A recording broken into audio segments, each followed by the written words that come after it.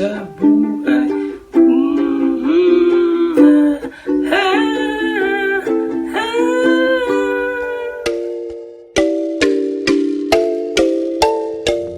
Hello and welcome back to my channel. So for this video, I'll be teaching you how to play Harana by Eraserheads on a ukulele.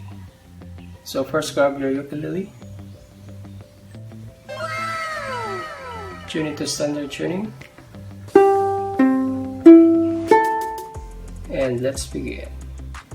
So una tayo sa intro. So sa intro nito ay B minor, C, gagawin ito 3 times, then A, then D.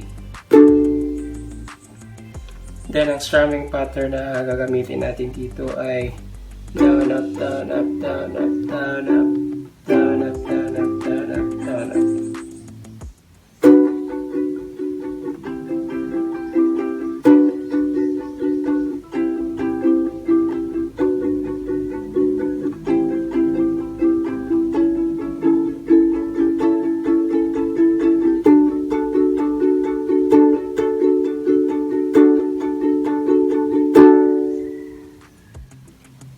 Then sa verse ay C, B minor, A minor, then G.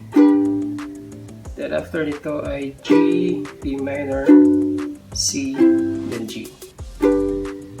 Then sa verse na strumming pattern ay down, down, up, up, down, up, down, down, up, up, down, up, down, down, up, up, down, up.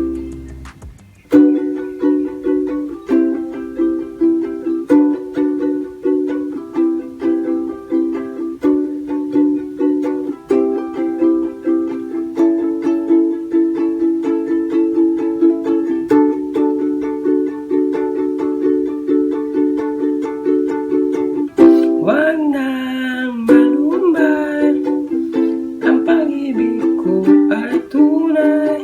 Sabihin man ang iyong alay na wala akong silbi sa buhay.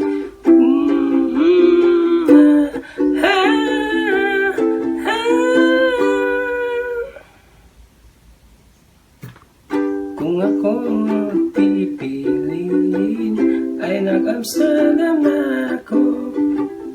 La la la la la la la la la la la la la la.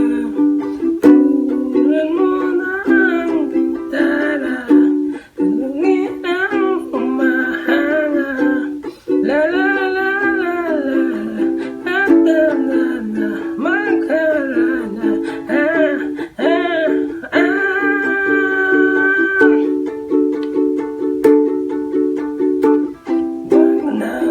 Malumbay, ang pag-ibig ko ay tunay. Sabihin man ang iyong kapitbahay na di ako nagsusuklay.